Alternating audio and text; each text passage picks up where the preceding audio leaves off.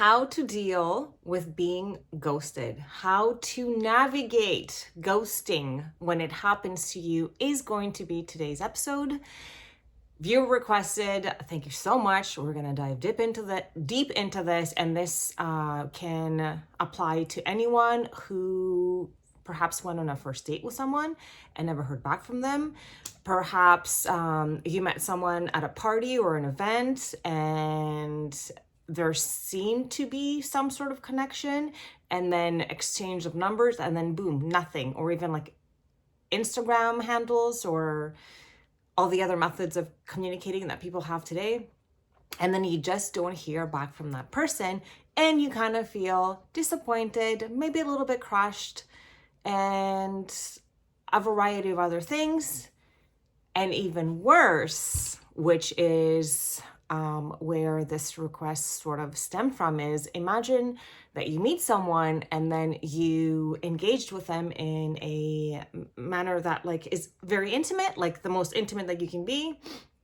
Essentially, like your two bodies have merged together, you have shared each other's bodies and then information, and then again the next day you hear nothing, zilch.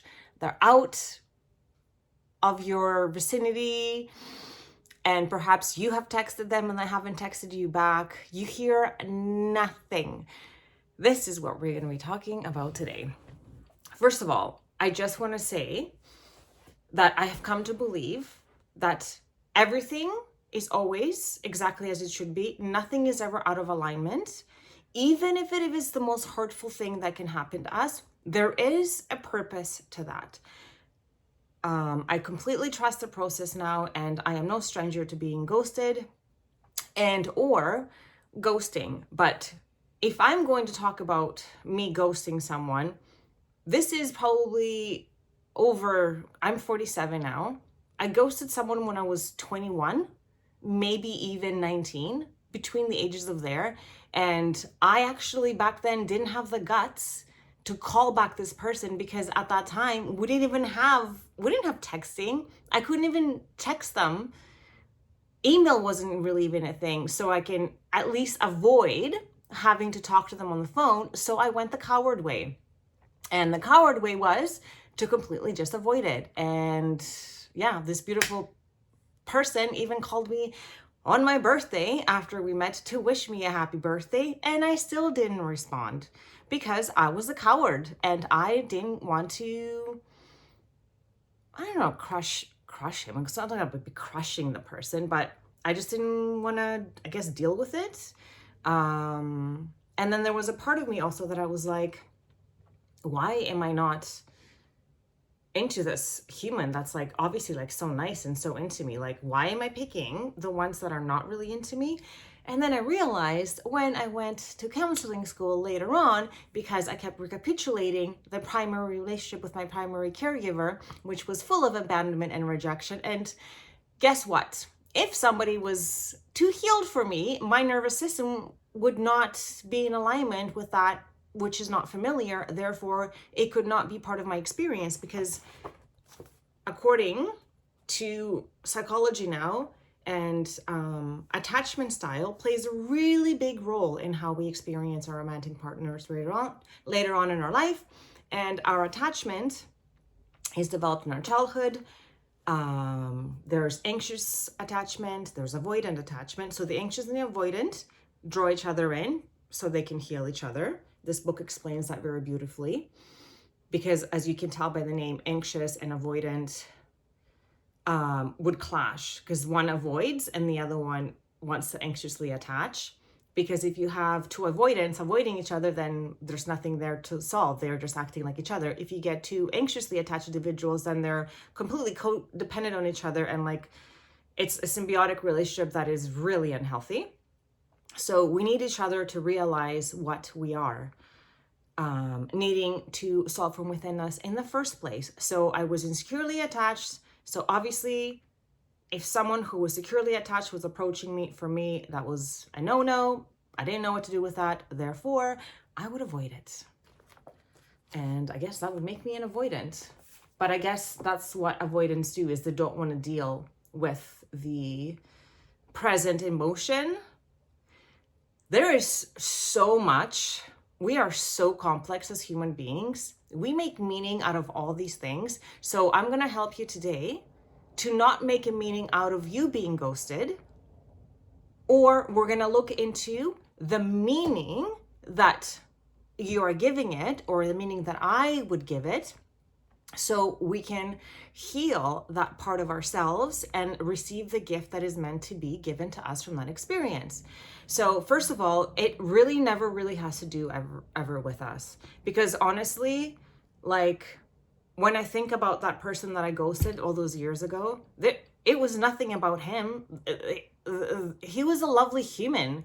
It was about me and how I felt that they were too nice for me, right? Because I didn't understand that that is what I deserved. And also I was coward, like I didn't want to face it. But now that we have the opportunity to email people, text people, don't necessarily have to be on the phone with them, even though actually, yeah, we don't owe anyone anything. Whatever you feel, like we have ways of at least saying, hey, like I had such a great time with you yesterday, but like I don't know if it feels right to continue with this, or whatever it is that it might be that the person can say.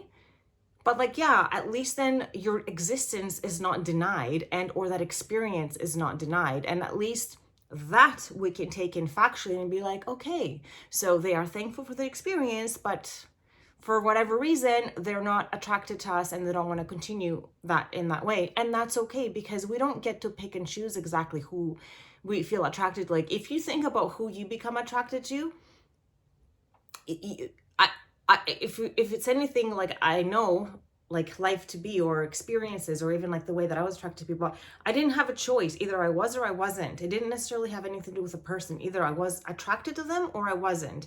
Either they were meant to be part of my romantic soul experience or not, like completely outside of my control.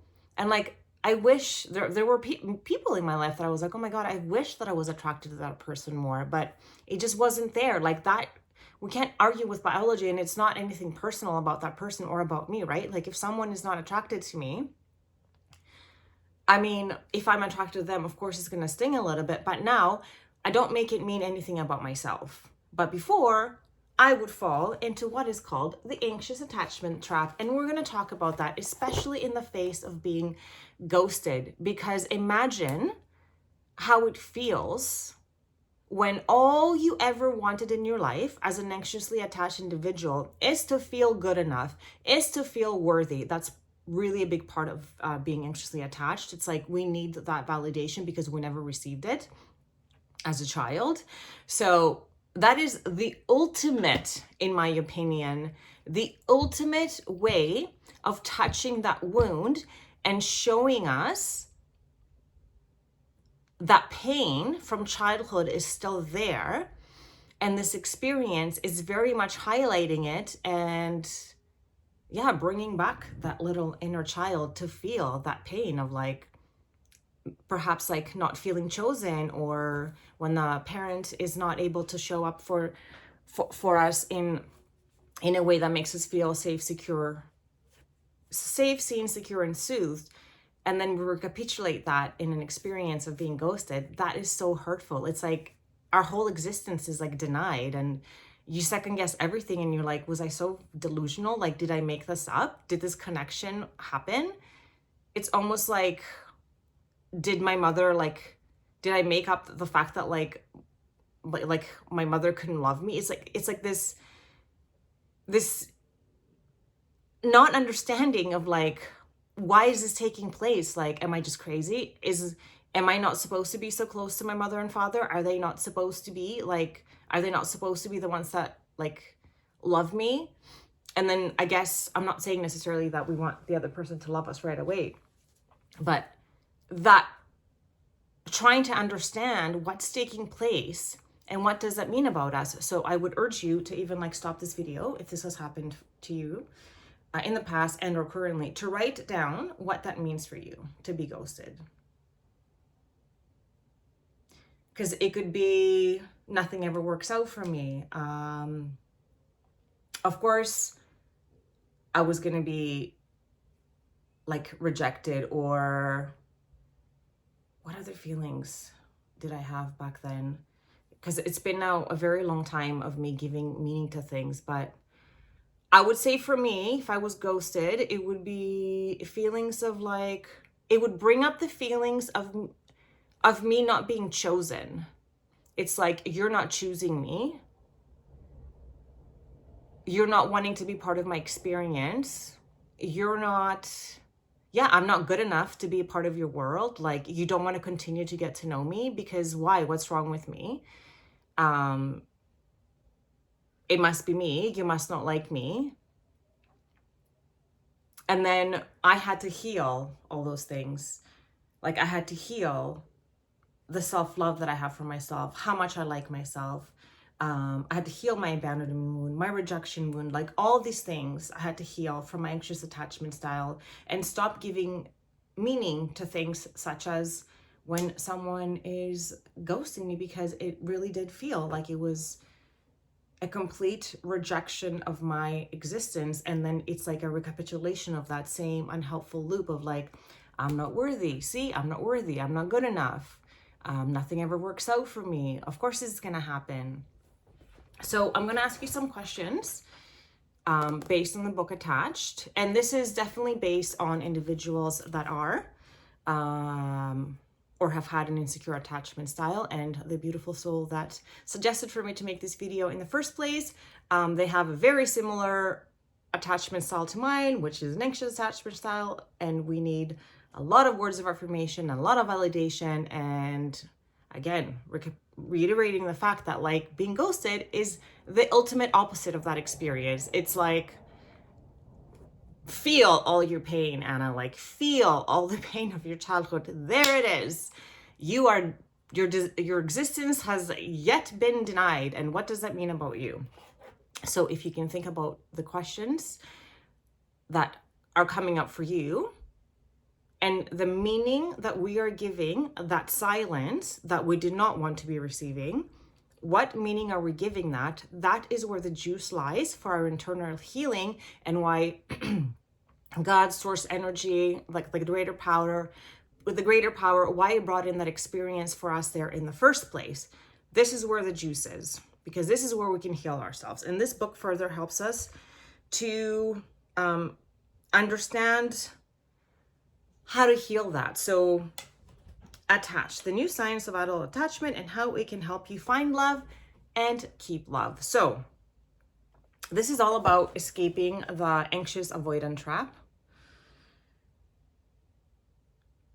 And there's an example of what this doctor had one of their clients do. So question number one is, what is the relationship like, and what recurrent pattern can you recall? So now we can use this, say, in the ghosting example. Like, okay, maybe the relationship wasn't exactly, it didn't start, but we can talk about the recurrent pattern or just the pattern. So this example here, the answer says, I don't know what happened lately. We were getting along so well, but since I moved in, they're acting very distant and mean. So in our case, we would write down, I don't know what happened. I thought there was some great connection, and I just never heard from them ever again. And that feels very hurtful. It makes me feel really sad, right?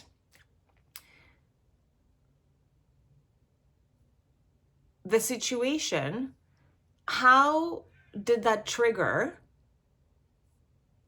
your attachment style, right? Like the activation of your attachment style, what did it trigger? Is it your abandonment issues? Is it your rejection wound? Is it perhaps like core beliefs that you might feel unworthy, unlikable, unlovable? What is it? Defective? Like there's so many. That you don't matter. That's another one that I had a very dear friend of mine feel every time their relationship would not work out or they would be ghosted. It's like they felt like they don't matter. And again, I can see how that for me could relate when I was a child, because I did feel like I didn't matter to my mother, even though she was, the poor thing was just not capable to show up for me. But we interpret these childhood experiences into core beliefs that then essentially become like our hard drive, and then they recapitulate themselves in our adult romantic experiences. So being ghosted is very much part of that. And then we're going to further look into their reactions, thoughts, feelings, and actions. So in this case, the answer is that they wrote is like, I feel that everything that I do is wrong. I'm convinced he doesn't love me anymore. I feel very inadequate. And I feel like a slob. I think we won't be able to survive this. So this is where you write out more of your thoughts and feelings and actions. So perhaps your feelings, like we talked about before, like I feel really disheartened and I don't want to engage in dating or flirting ever again, or whatever it is that's coming for you. Thoughts, feelings, actions. Write it down then in this column or page or whatever. And then we would look into the insecure attachment working models and principles. So what is it that you're actually defaulting to? Like in this case, the working model of this person that's in the example is generalizing a specific scenario onto the entire relationship, putting themselves down, and jumping to the conclusions that the relationship is over. And another one is becoming immersed in negative memories and emotions. So what attachment working model becomes alive in you when you are essentially gifted the experience of feeling ghosted? Because this is more of where that juice lies. Like that insecure attachment working model and principle that it activates within you when that happens is what would be serving us best to heal, so we don't get to experience that anymore. And then if somebody ghosts you in the future, you're gonna know that has nothing to do about you anymore, and it's about that person. And then honestly, if somebody does do that, why would we want to date someone who doesn't have the guts?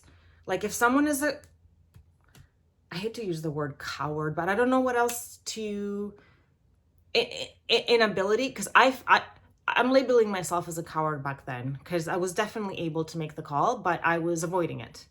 Other people might just be, I'm not sure, unavailable, insecure, maybe even not interested. But even if you're not interested and you change your mind, what prevents people from just saying that, right? Like, so if someone is already showing up like that, imagine the kind of connection that would follow after that. So like, why would we even want someone who is not emotionally responsible enough to express to us gratitude for whatever was experienced and or acknowledge it, and then just say that they cannot be with it anymore, or they don't want to be with it, or they changed their mind, or they're unavailable, or they're working on, or whatever. Like, why can't people do that? And why would we want to be with someone who can't even express themselves in that way in the first place? We deserve more than that, right? Like, we deserve more than that, and we deserve to give people more than that as well. So conscious dating, and especially in our age group, like 30s, 40s, if people are ghosting and or not acknowledging, like, no thanks. That's not stable, good energy. I'm sorry. Yeah, in whatever way it comes, whether it is you're not interested in that person anymore, you change your mind, or you're unavailable, or what, something happens in your life, like not being able to express that to a potential, or like someone that you shared a moment with or anything with, or like in this case that this was requested, an actual evening of sharing each other's bodies and like going to the most magical place, aka like orgasm, and then nothing. Like, I don't understand. But imagine how that person felt the next day. Crushed, hurt, insecurities completely highlighted, alone, confused, very confused, Did I already say sad? Yeah, imagine like the feelings that would come out from that experience. Like, I would be completely correct. Like, I don't even know what I would do. See, isn't that so terrible? Because if you're just so triggered by your own negative core beliefs, and I'm going to attach my video about core beliefs just to see what is writing your operational nervous system, and that would also help to figure out a lot of what working model and principles, aka like core beliefs and or like belief systems, are existing within you, or like recapitulating patterns. So you can heal that once and for all, and then we can thank that person that is ghosting us in the first place, because they are showing us what meaning we are giving that. And then always know that when we're ghosted, we're actually being redirected. Because if that person is doing the ghosting, if they didn't do the ghosting and they kept engaging with us, the essence of who they are would still not be the right one for us. So then someone has to step in and like remove that, right? And like redirect us both to something that is more befitting for the both of the people. But if we look into what meaning we give it, then we can actually heal the hurtful experience of that experience within us. So then we can like literally become the untethered soul. So if anything like that happens ever again, we don't give it any meaning. It's just a fact. Oh, okay. So they don't have the capacity for whatever reason or interest to follow up with us, and we're not going to give it any meaning, and we're going to mourn it for a second, and then we're going to be okay, and we're going to move on. Step number 6. How do we lose out by succumbing to these working models and principles that we just talked about, right? Like, how do we lose out if we keep engaging in those negative core beliefs, or like I'm unworthy, or I'm not good enough, or my rejection wound? And the answer to this question that this client had was, again, I will create a self-fulfilling prophecy. The self-fulfilling prophecy, fulfilling the self-fulfilling prophecy, is something that we do all the time as humans, and that is what is called recapitulation. Recapitulation is a therapeutic term that is there to explain the concept of why we essentially repeat patterns from our childhood in our romantic relationships. So how can I lose out by succumbing to these working models and principles? Because we are continuing this self-fulfilling prophecy, and then it just keeps happening until we heal it, and then it won't happen. And then I'm pretty sure that when we heal everything like, okay, so all like most of the things, because it's a continuous process, like you can't like sure, maybe one day we can heal everything, but if we can heal just what's coming up, I would believe that the experience becomes less and less and less prominent, because then you don't think that you're worthy of being ghosted, because you feel like you're awesome, and you feel like you're good enough, and you feel like you deserve more, and you feel your anxious attachment style. So you bring in like secure individuals who can just be able to be expressive. And then the last step is identify a secure role model that is relevant to the situation, and secure principles to adopt. Yes, identify a secure role model that is relevant to this situation, and like maybe then perhaps see where in your life you haven't been ghosted, and like where in your life people show up for you, to provide evidence of the complete opposite of experience, that you don't matter or you're not good enough. Do you know what I mean? Think of like your bestie who always shows up for you, or maybe it's a sibling, maybe it's a parent figure, maybe it's your counselor, just to disqualify the evidence of that unhelpful core belief, because this is the whole basis of cognitive behavioral therapy, is disproving these things, that because somebody does one action, it's equal to you're not good enough, you're not worthy, you must be this, like discounting the proof of that evidence in order to remind our nervous system that just because that experience happened does not define who we are, but it can help us see things that are not allowing us to define ourselves in the best serving way possible. And it's just allowing us to see where we need to do a little bit more work. Because the last time I was ghosted was in my employment world. Actually, it was like for a practicum that I applied, and I didn't hear back from them. I contacted them like 3 times with the inclusion of my supervisor. But now, instead of giving it a meaning that like, it must be me, I'm not good enough, I had full trust. And whenever that period of quiet, because that would come in, because I wanted to like have it set. I wanted to have my practicum set for me and like have everything finalized. It wasn't coming, but I was like, okay, Anna, you have to trust the process. There's a reason why this is happening. And sure enough, I guess I wasn't meant to be there. And then I was redirected to a completely different practicum experience that I wasn't even sure I wanted to entertain. And then a series of events unfolded from that experience that I can't even express to you how grateful I am because of all that happened. And I'm sure if that was a romantic partner, same thing would happen. I would have been redirected to heal my wounds that came up from my experience of being ghosted. And then it would elevate my frequency so I can bring in someone of a different caliber that matches more of like who I would like to feel and be. And this is how it works, so on and so on and so on. I'm going to stop the video right here because we're already at 26 minutes. I feel like it's a little bit long. If you have any questions about anything that I've mentioned in this video, or if you're listening on the podcast, please do ask me. Anna Morfidis, Many Course Counseling, registered professional counselor candidate, and dedicating this channel to everyone so we can live our best life, shed unhelpful core beliefs, step into our power, step into positivity, step into our creativity, step into our secure attachment style, and just like truly become the version of self that we were meant to, so we can experience life thriving and not just surviving. With all of my love and gratitude, I will see you next time.